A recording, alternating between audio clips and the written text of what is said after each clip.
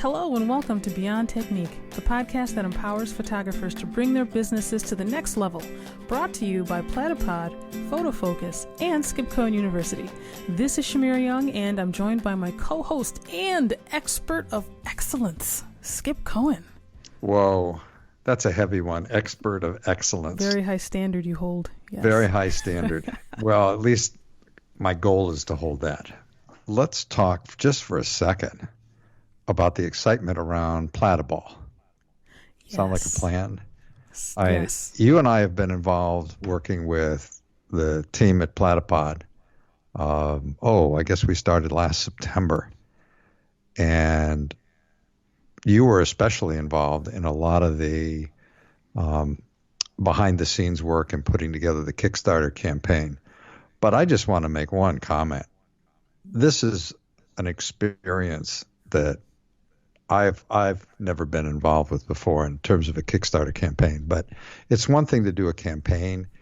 It's another thing to have a product that is so well designed and thought out. And I know that the tagline for Platypod has been, we're turning the photography upside down because Dr. T invented a ball head that literally is upside down from the standard ball head. And there's so many benefits. It's so fascinating, and it has been humbling and so inspiring at the same time to see the interest that's been flooding in for this Platyball. I mean, photographers, they're placing their orders, they can't wait, and they're simply excited about how much easier this new Platyball is going to make their lives when they're out in the field shooting. I mean, it is literally, like you mentioned, it's redesigned from the ground up. Well, the other part of this that's so cool is that we're coming up on 1,400 photographers that are backers of the product. And they're backers, one, because of the quality, two, because Platypod has always delivered and kept their promises in past Kickstarters, and three, because there's a big savings, whether you're going with the Ergo or the Elite, which has the electronic level indicator built in. And it's just been exciting. And I just want to remind everybody, we don't want to turn this into a full-blown infomercial, even though it is. But the fun thing about working with Platypod and Dr. T, this is a company that really believes in supporting the industry. And it's a mom and pop company with great design and great ideas. And if you're at WPPI next week, because this airs before WPPI, come by booth 1029, because Platyball, both of them, will be set up and demonstrated along with the entire Platypod line. And we also want to make sure people know to check it out at platyball.com. So if you go to platyball.com right now, the Kickstarter page will show up, and you can look at all of the cool features of this brand new ball head from its 22-pound capacity. It's accurate to half a degree. I mean, it has one-touch controls. It becomes an extension of your hand. So platyball.com, check it out. So this is going to be a kick today because this podcast is going to hit that excellent level. Known as the Raz on KCAL-FM, we've got Steve Brazill joining us today, and he's a well-respected radio personality. He's a live music photographer, and he hosts what's become one of my favorite podcasts called Behind the Shot. Now, the fun thing about Steve is that he was able to put his love for music and photography together, and I guess you'd say the rest is, simply history, but it's great history. We're going to talk about his career as an artist, the importance of relationship building, and who knows what else is going to come up along the way. Now, the other part of this that I love, and this is, for our listeners out there, cyberspace can be a very bizarre place sometimes, but what a kick when you look at the friendships that come out of cyberspace. And that's what's happened with me and Steve, and we're kind of a testimonial to that. I called Steve after he interviewed Dr. T, the founder of Platypod, after last year's Photoshop World in Las Vegas. And I wanted to be able to take a segment of that clip of his interview with Dr. T and be able to share it in a blog post that we were doing on the platypod.com blog. Well, that led to a few more conversations, and next week we're finally going to catch up for dinner together during the WPPI show. And it's a kick, everybody, when you've only known somebody online and you finally get to sit down with them in person. So, hey, buddy, if I haven't gone too long and screwed up technology here, this is the cue for your lips to move. Welcome to Beyond Technique. I thank you both for having me very much. And there is so much I want to answer to what you just said. First of all, the master of excellence that you are, really, you need to be the interview. The Platypod relationship, the way I met you through Dr. T is still one of my favorite things that's ever happened to me online. And one of my shows on Behind the Shot is because of that relationship. So that's really a good place to go today as well. Sounds good to us. Definitely. Steve, we are so thrilled to have you. And before we get into those juicy details, it's your experience is impressive. You're an FM personality. You're a journalist. You're a music photographer. You're a podcaster. Can you tell us about your journey and how you got into what you're doing today, especially with photography? Yeah, I think I started probably like a lot of people in that when my son was born, I should back up and say that my background, my training, I'm an IT person. So I'm always around technology. I'm a geek by heart. When my son was born and we wanted pictures, I started, taking pictures with whatever camera was around. But when he was in high school in marching band and he was out on a high school football field and marching around playing drums, I went into a camera store and I said to somebody, my son's in marching band. He's marching around far away. I'm up in the stands trying to photograph him. What do I need to get pictures of my son? And the person behind the counter, this was at one of the old Ritz cameras, if you remember the chain Ritz camera.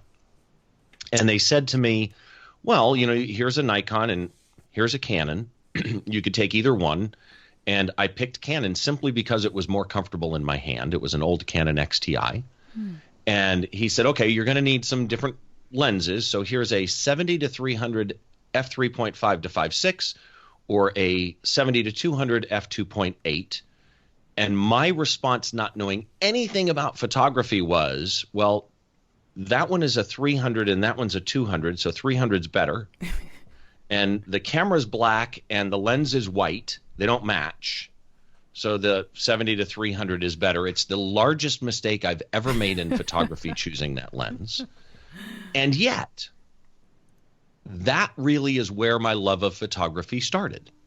Because as a geek, I had to sit down and figure out why, when I'm sitting up in football stands photographing my son on a football field, I would be at 70 millimeters, exposed perfectly.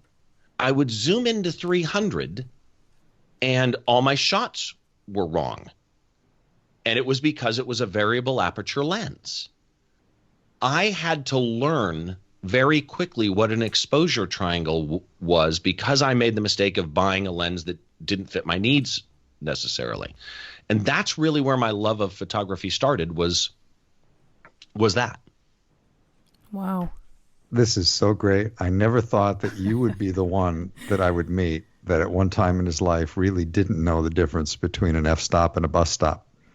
Yeah, I had no idea, and I joke now that if I had known when I was younger that really photography is geeky, I would have been doing it all my life. But I really had no idea, the detail that you could get into if you wanted, but that you don't have to if you don't want.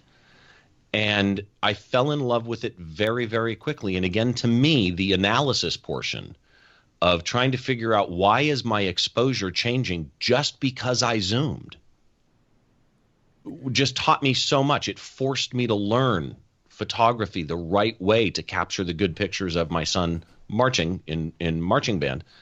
And it changed that thing changed my life. The scary thing is that there are young photographers out there that go out and buy gear because they feel they've got an eye for this, and then they commit to shooting their first wedding. And they don't have backup gear. they haven't really used the lens enough. And that story, sadly, I mean, your son was going to be out on the field every Friday night. Yeah, for 4 years. So after the first one, you hope you got smarter by the second one, and I'm sure by the time he graduated, you were getting absolutely stellar shots because you'd gone through the process. I'm just curious, and this is kind of a side. Well, in fact, all our questions in this podcast are going to be sort of sidebars. What gear do you enjoy shooting with the most? Talking about focal lengths, it doesn't matter. You're welcome to talk about anything in terms of equipment. But when it comes to the focal length and you're hitting a concert, what normally seems to be your lens of choice? That's actually, for live music photography, that is the question. So many people ask what camera they should buy. And the truth is, today, you can photograph almost anything with any camera. Just like the typewriter doesn't write the book, the person behind it does. Almost any camera can do what you need if you don't hit one of the specific obstacles for the type of photography that you're doing. For example, live music, I need a camera body that does perform well at high ISO. But other than that, I carry two cameras on me. I carry a 5D Mark III on my left hip and a 5D Mark IV on my right hip. The reason I do that is I carry what's commonly referred to in live music photography as the holy trinity of lenses. So a 16 to 35, I carry the Canon 16 to 35 Mark III, the 2.8, a 24 to 70, 2.8, and a 70 to 200, 2.8. Those are the three main lenses that you're going to use. In my case, the 16 to 35 never leaves the camera. It sits on my left hip at all times so that if a guitarist comes up and points the guitar right in my face or kicks his foot right in my face, or a singer comes up and leans over right in front of me, I've got a wide angle available at all times. The other hip, the 5D Mark IV, rotates between the 24 to 70 and the 70 to 200. The only exception to that is if we are shooting from a soundboard, at which point I'll either rent or use my Canon professional services to get something like a 400 2.8, or I'll throw a teleconverter on with the 200. My favorite lens is probably the 24 to 70. Steve, great information. One thing that I'm curious about, how did you get into concert photography professionally? That, again, good question. And mine's an unusual path, actually. I've been in radio for, what is it now? 1979, so 40 years or whatever. And so what, about 41 years. And I've been at the current radio station that I'm at for 32 years. And about 2 years after I started shooting my son on the football field in marching band and fell in love with it, I looked at my boss at the radio station, and that's actually a key portion to realize that I am what's known as traditional media. So I'm a broadcast media. I'm not online. It didn't exist, to the extent that it is now. So about 2 years into photographing my son, falling in love with photography, I looked at my boss at the radio station. I said, I'm really into photography now, and we always get backstage passes to concerts. Do you know if it's possible to get a photo pass? And his response to me was, I don't know, ask somebody. And I said, well, if I ask somebody, they're going to want proof that I work for the radio station, and only salespeople have business cards. DJs don't have business cards. He said, I'll email you the logo, make your own business card, and see what happens. So he emailed me the radio station logo. I made a business card, and 2 weeks later, I was photographing Heart and Def Leppard at the old Universal Amphitheater in Los Angeles. That's a very unusual start because most people are not traditional media. The fact that I'm traditional broadcast media gave me credibility instantly when I applied for larger acts. Most people are going to start with smaller acts, work their way up, build a portfolio, find an online community or magazine that gives them credibility, then to go shoot bigger acts. I just had a leg up being in radio. All right. So once you had your business card and you've got an outrageous concert between Def Leppard and Heart, I want to get into a discussion you and I had a short time ago about the importance of relationship building. because you got into the concert. You've now got your first job under your belt. You want to build a career out of this. Let's go into some of the important components of this, because especially with your relationship, it's not so much with the musicians in terms of capturing those images as much as it is with the show promoter or whatever title that world has, and in terms of policies and building that relationship and being invited back. Yeah, the music industry is just such a strange beast. And it really is all about relationships. A friend of mine, Adam L. Macias, is a well-known tour photographer. And I helped him with some workshops that he was doing in San Diego, and we flew out and did a workshop in New Jersey. And one of the things that he stresses during his workshops is just so true. And that is, even if you're working for the band itself or the band management touring with them, it's actually more important to have the good relationship than to be a great photographer. Because in that scenario, you're locked in a bus, a tour bus, traveling the country with people, and you're with them all day, every day, and all night. They would rather have somebody who's not necessarily the best photographer. I mean, obviously you have to be able to perform, right? But not necessarily the greatest photographer, but somebody that they can live with all the time. And that really kind of sums up how relationships matter in this industry. So in my case, requesting photo passes, there's a number of places you request photo passes. You might request a photo pass from the band's management. You might request photo passes from the band's PR company. You might request photographs from the promoter, like a Live Nation, or from the venue, which often is the same as the promoter because a lot of times they're run by Live Nation. In my case, a lot of times I prefer to go to the same person at the same venues that I tend to always shoot, because I'm able to build a relationship with them. And it's the same when I deal with a promoter or a PR person, in that when somebody sees an email from you, these people get 500 emails a day easily. They don't have time to waste. So there's an advantage when they get an email from somebody who they kind of know, right? Who's built a relationship with them, who gets a photo pass from them, goes and shoots a show, and then after shooting the show, remembers to send them a link to their online post of the photos so that they can see the work that came out of that photo pass. You build that relationship. Then when you send them an email down the road, it's, hey, Bill, hope you're having a great week. As always, thanks for your help. Rest of email, I'd like a photo pass to show X at this venue on this date. They're more likely to answer it because they know who you are. They know you follow the rules, which I can get into the rules if you want, but they know that you're going to follow the rules. They know that you're not going to make their life harder.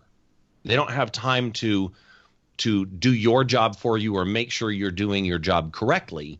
They want to give you the photo pass and trust that you're going to get out there and represent yourself well. And that is an absolute key ingredient. Steve, what I love about this is that you are explaining this whole other skill set that is so important, besides knowing how to use your camera, right? The ability to be able to build relationships, professional relationships that, can often turn into friendships. And you're so spot on in that relationship building can really make or break your business. And of course it applies to music, to concert photography, but also other types of photography as well, especially if you're working with businesses or medium to large size businesses where you have to coordinate with, let's say, a marketing director, which is something I have to do in my case when I'm working with the hospital. They're like the gatekeeper.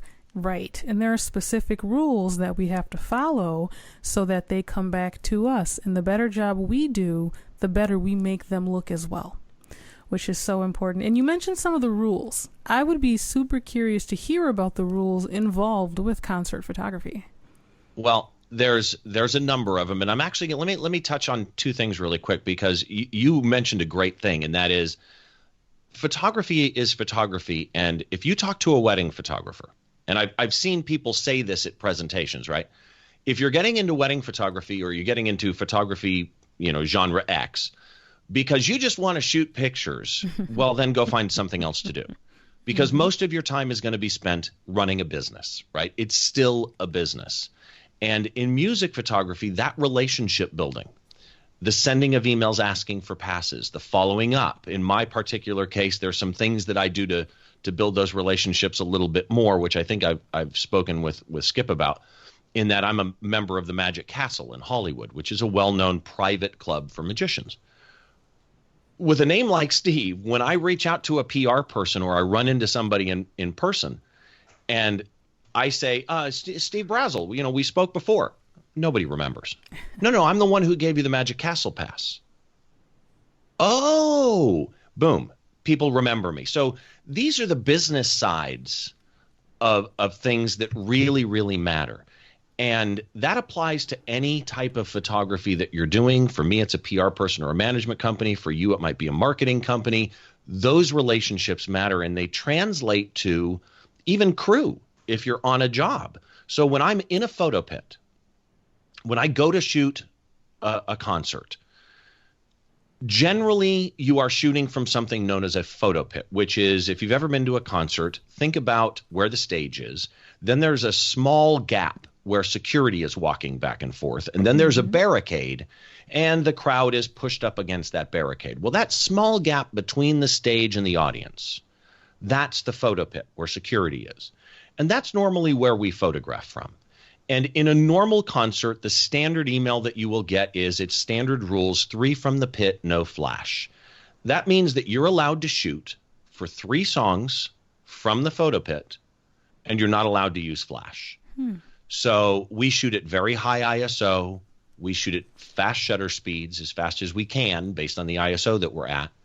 And we generally shoot our lenses wide open. So in a 2.8 lens, I'm always at 2.8. I know people who shoot 1.8 lenses and they shoot them at 1.8 because you just need as much light as you can. There are people who will get a credential. They'll shoot the first, for example, let's say there's 3 bands on a show. You shoot the first band 3 songs, then you generally step out of the photo pit, and you're not allowed to shoot. In most cases, there are exceptions to everything, obviously. You're not allowed to shoot until the next band, at which point you go back into the pit, you shoot 3 songs, you step out. You go back into the pit for the headliner, you shoot 3 songs, you step out, you review the show, or you go home.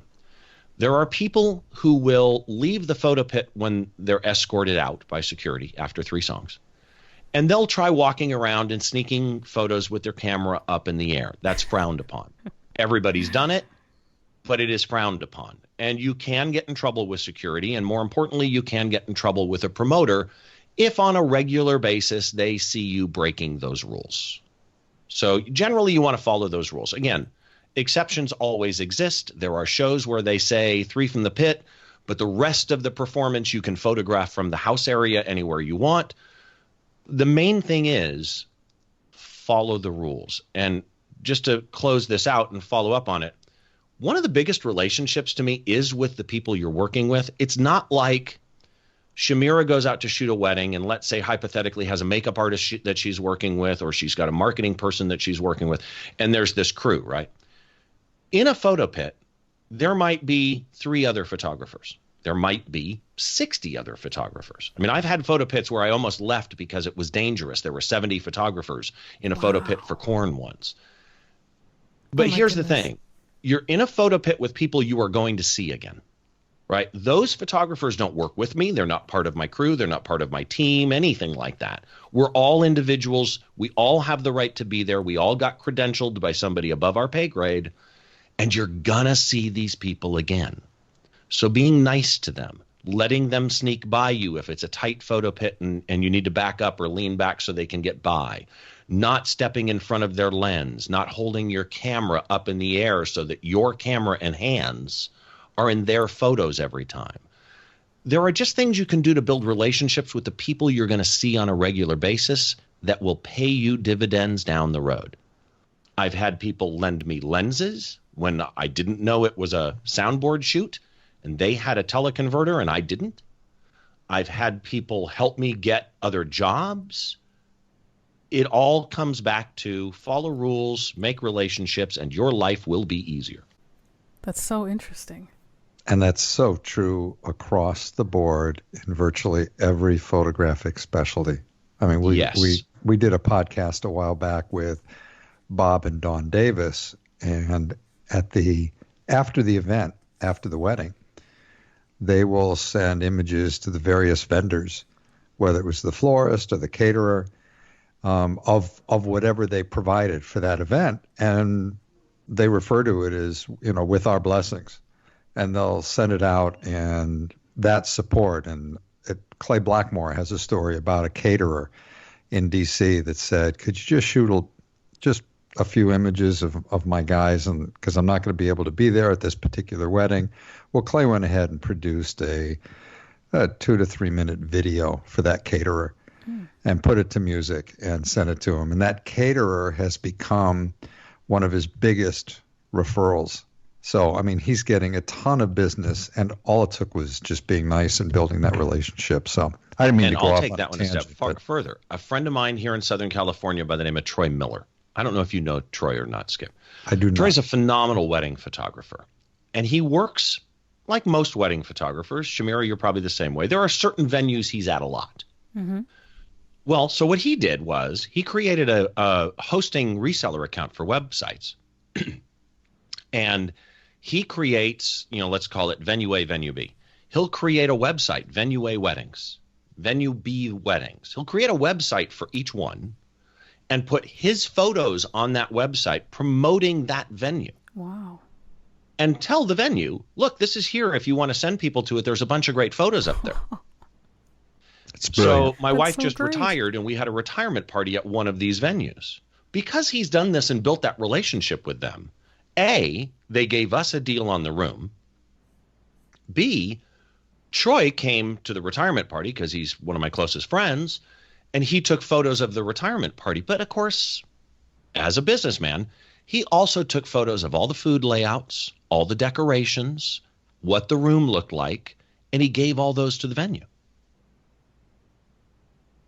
This so fits why we call this Beyond Technique, because it's not about your photographic skills. Yeah, the assumption is, obviously, it's like I said with the touring thing.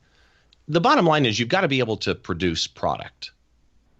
But it's kind of like singing, right? When you watch American Idol, you realize how many amazing singers there are out there, or musicians, how many phenomenal guitar players there are. But that doesn't get you success, right? There's a lot of ingredients to success, no matter what you're photographing. Why limit that toolbox? Use them all.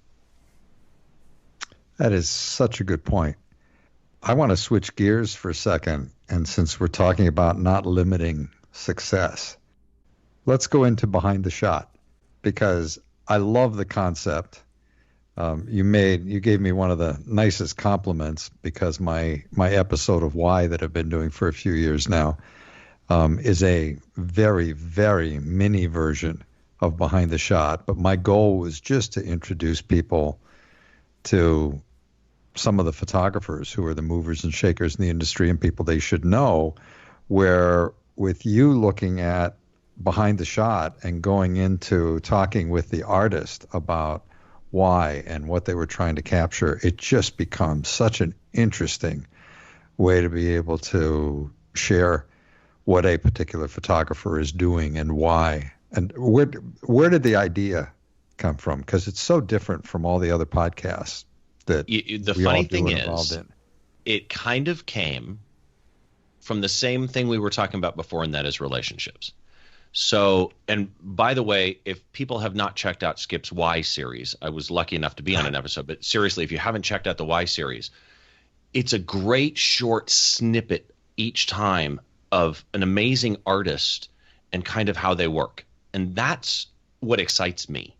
So when I first started in photography, I used social media, and I would find people like Rick Salmon or a Skip Cohen or whatever, and I would talk to them. I look at Twitter as the ability to send text messages to people whose phone number I would never have. So I would, quote unquote, text Rick Salmon, who I don't know at the time and will never know, and he would answer me on Twitter. that enabled me to get answers to questions that I have and build relationships. And Rick now is a very good friend of mine. And that led me into thinking, there are so many questions that I have, even on photos that, photo genres that I don't shoot. Like, I'm not a wedding photographer. I DJ'd weddings for 18 years, but I'm not a wedding photographer. But I can learn from wedding photographers. Wedding photographers can learn from music photographers, and landscape photographers can learn from music photographers. And it goes circular at that point. And I started thinking, what if, I mean, I love a good interview. Like, what we're doing here is a blast to me. I love the detail and I love how deep you can get. But I started thinking, what if instead of interviewing the photographer, what if I interviewed a photograph? What if I took one photograph and tried to learn about it with the purpose of better understanding the photographer's mind, not just where they came from and how they started, but why do you make the choices that you do? Let's take it down to the photography level of, why does this picture work? How much of it was accidental? How much of it were you thinking about? Did you pre-visualize it? Why did you settle on these exposure settings? Did you intervene in the scene at all, or was this pure photojournalism? What did you do in post-processing? What apps did you use? Basically, really dive in and dissect one photo to better understand how the mind of that artist works. And that's really the whole point of the show. So with a few exceptions, almost every show, even though many guests say to me, let's talk about more than one. No, the concept of the show is to take one photograph and dissect it and really get into how you work. And it's been going for 3 years now. It's kind of expanded a little bit. Our mutual friend Don Komarechka and I are doing image critique shows that only show up on the YouTube channel, the Behind the Shot YouTube channel. We've done 3 of those now, and those are a blast.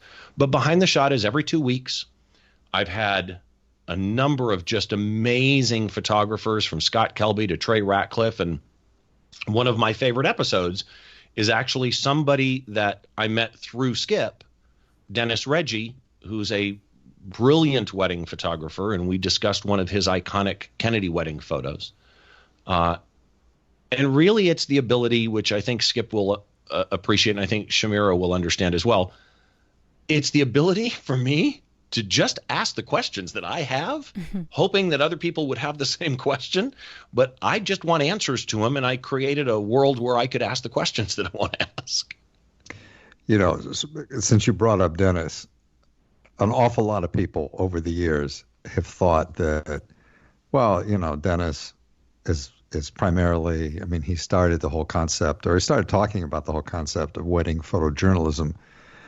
And there was a lot of controversy in the very beginning. What people don't understand is how much technology is packed into Dennis's head. And I photographed 2 weddings in my life. Both of them were assisting Dennis.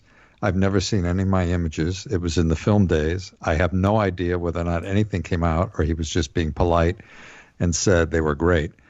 But at one of the weddings, Dennis's equipment was failing constantly. Now, I'm president of Hasselblad at the time, and his flash isn't working. And he's got one of those big Metz strobes that guys used to refer to him as the potato masher.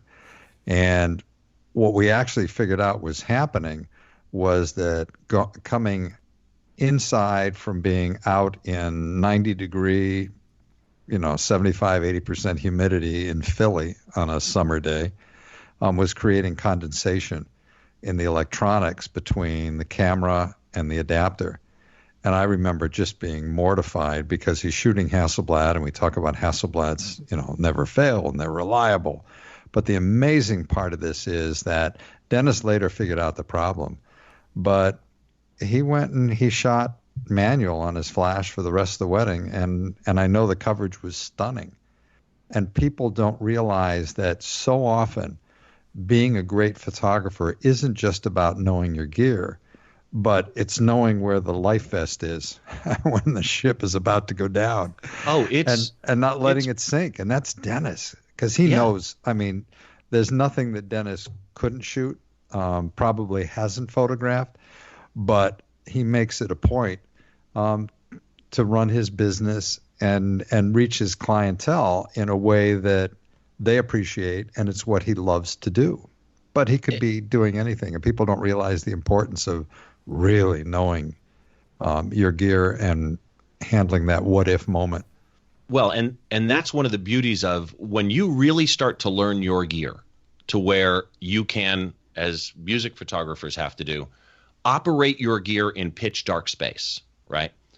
When you're at a point where you really understand reciprocals and exposure triangles and where the knobs are so that you can operate them without looking or even thought, it frees you up to relax and make your art. It frees you up to think about composition as opposed to the tech side. It frees you up to problem solve. So the episode I did of Behind the Shot with Dennis Reggie, there were a few moments during that show where I went silent. And it was because I could not believe what he just told me, because I don't want to ruin anything, because it's one of those photos where you sit back and when you listen to him describe how it was made, you realize I really am not good at this, right? This guy knows what he's doing. I would have fallen apart and been in tears with what he had to go through on this shoot, and he just handled it. And there's an amazing lesson beyond, again, I'll say it, beyond technique, right? There's an amazing lesson beyond the technique of being comfortable and knowledgeable enough to wing it. Yeah. People never understand or realize, when I say people, other photographers do not realize some of the challenges, especially when you're just starting out.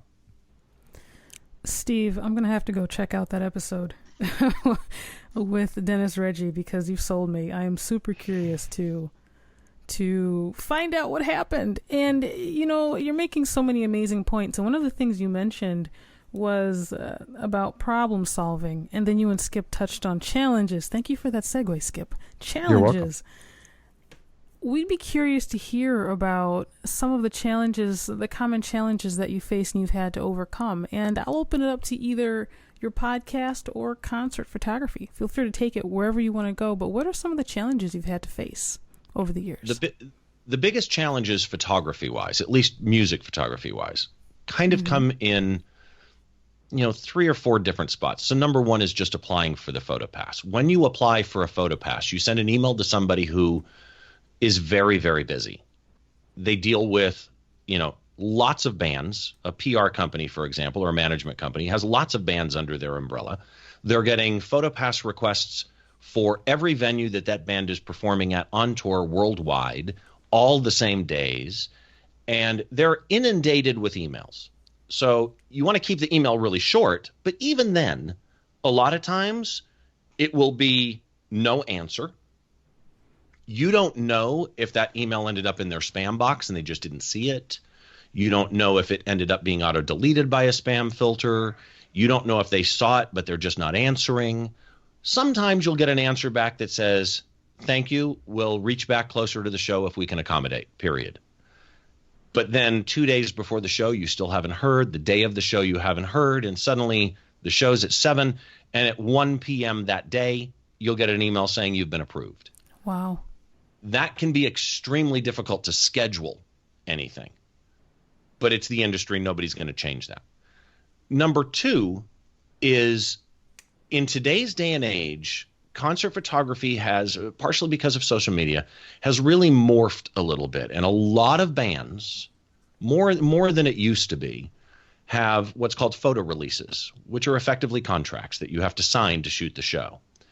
And they can be anything from, by us giving you a PhotoPass to photograph this show, you are agreeing that you are only going to use those photos on your media outlet to do editorial coverage of the show. You can't make posters, you can't make T-shirts, you can't do any of that, which goes without saying because you don't have a model release. So you couldn't do most of that stuff anyway. But in some cases, you can't even use them in your portfolio. You can't post them to your own social media. You can only use them for the editorial coverage. Wow. That's standard editorial release. It's not a horrible thing. Other releases might be, we want pre-approval of the pictures. And there's a number of big bands who do this. A lot of times it's I'll use the phrase seasoned. It's the older seasoned rockers. With a band or a performer or a single artist, they are their brand, right? Their face on a poster sells tickets. Their face on a blog post reviewing a show sells tickets. So they want to control that branding. And therefore, they want to make sure that you don't put up pictures that are unflattering of them, which you shouldn't be doing anyway. The problem is that's a variable, right? What's unflattering? Some guitarists like it when you post a photo of them where they are doing guitar face that's weird. Other photographers are very sensitive because, oh, well, they're doing a guitar face, but now they look like they have a double chin. So it's a variable, right? But there are photo releases that just simply say, send us the pictures. We will let you know quickly which pictures we approve, and you can use those pictures. Then there's what's called rights grabbing releases. And this is one of the biggest problems in music photography today, which is there's always somebody willing to shoot their favorite band that they grew up on for free. And they sign these releases that are horrible rights grab releases that will say, I'll quote one that is always stuck in my head from when I do presentations on concert photography, something to the effect of, you will send us all of your photos within 48 hours giving band X, and I don't mean the band X, I should clarify that, just band variable name here, worldwide commercial transferable license to these images. Whoa. So for shooting the show, I drive, I might pay $20 to park, I spend, however long at the show shooting, I own the expensive gear to do it, and I know what I'm doing. I've got the education or the knowledge base. I've got the software to edit. I've got the computer to edit on. I do all of that work, and I have to send them the pictures, giving them a worldwide commercial license to do anything that they wish with those images.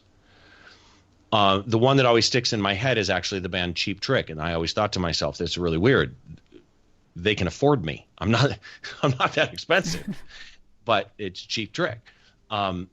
They're fantastic live. I won't sign the release. And a lot of people do. That's probably, to me, the biggest obstacle or challenge with music photography is that those releases exist and are perpetuated because there's always somebody willing to sign and shoot and give their work away. For the podcast, oddly, the hardest thing on the podcast is just the state of technology. Like, you and I are recording this over the internet. My podcast is video. It's released wherever the podcast app is. There's an audio-only version of my podcast. But whatever your podcast app is, if it supports video, I also have a video feed that you can subscribe to, and plus the YouTube channel. So with me, I'm recording other people coming into my studio over the internet in video.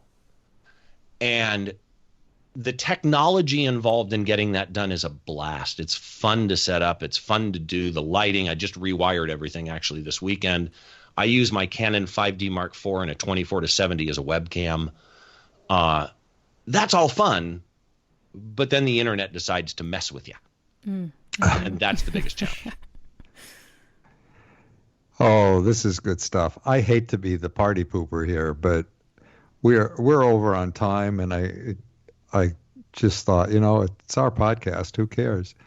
But we got to wrap it up, and I don't want to miss asking you our favorite question, which is, and you've given an awful lot of this already, but if you were going to pick one key point of advice to a photographer that wants to get into the live music end of imaging, what would it be? Wow.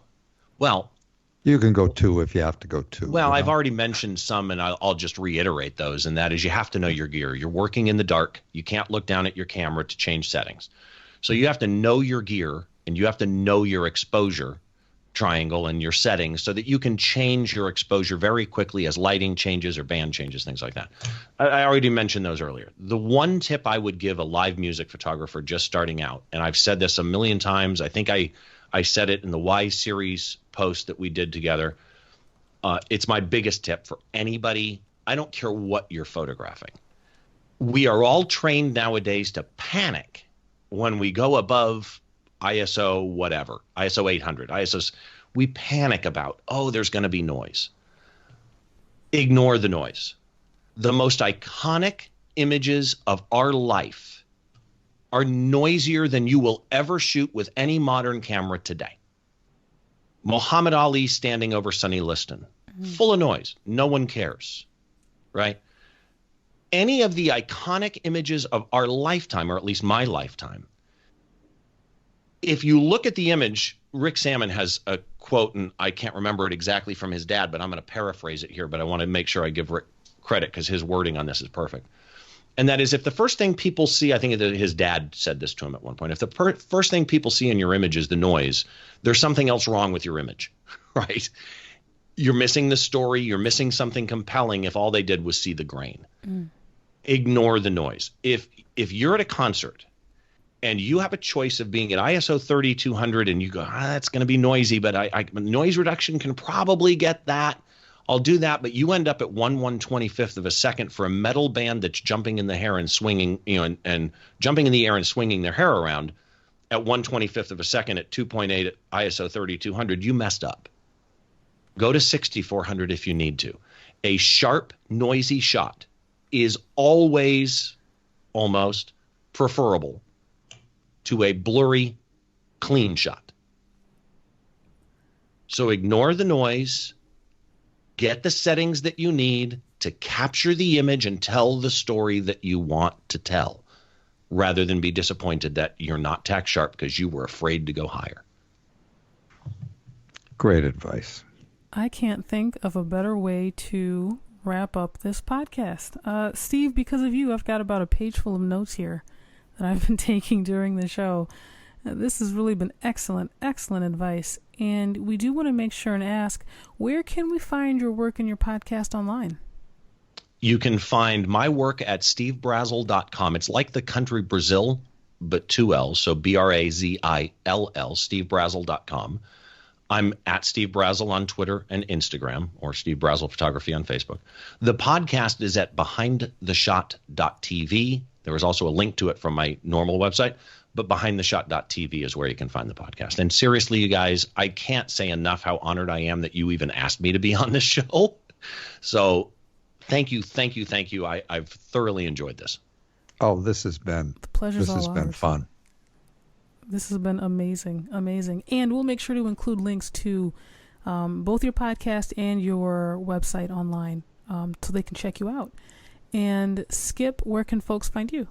It's always the same place. Everything I write is at skipcohenuniversity.com. I'm Skip Cohen on Facebook. I'm Skip Cohen on Twitter. And my email is skip@mei500.com. And you'll also find both me and Shamira publishing a lot of things over on the Platypod blog because they're a client and they are a very fun company to work with. And we're always looking for suggestions, ideas, feedback. So let us know what's going on. And Shamira, as always, where are they going to find you? Folks can send me an email at shamira@photofocus.com. That's my first name, CHAMIRA, at photofocus.com. And yes, we absolutely love getting feedback, questions, ideas. It helps us figure out what we want to do with the show moving forward, and it helps us shape the show. And Can I make give feedback? Absolutely. I love your headshot. Oh, thank you. Photo credit to Levi Sim. Levi I'm just is saying, amazing. I dig that headshot. And he did it in about 3.5 seconds or 3.5 minutes, excuse me. It was a very quick headshot at WPPI as we were breaking down the booth. He's amazing. In fact, there are probably 60 of us at that particular show that have the same headshot because he wanted to do the Steve Jobs pose. Yes. I mean, it is the processing, the black and white. Seriously, people go look at Shamira's headshot because it's just really well done. I did have the special request that he add in the red because in real life I have red tip dreadlocks, and so I said you have to keep the red. So mine is a tiny bit different than all the others. It's awesome. Thank you, and thank you, Levi, by the way. And Steve, thank you again. This has been just so much fun. It's been so great. The pleasure is mine. I'm honored to have been here. And we want to thank our listeners for joining us as well. Please tell your friends about this podcast, especially if they have the burning desire to improve their photography business. We look forward to having you all with us next time on Beyond Technique, brought to you by Platypod, Photofocus, and Skip Cohen University.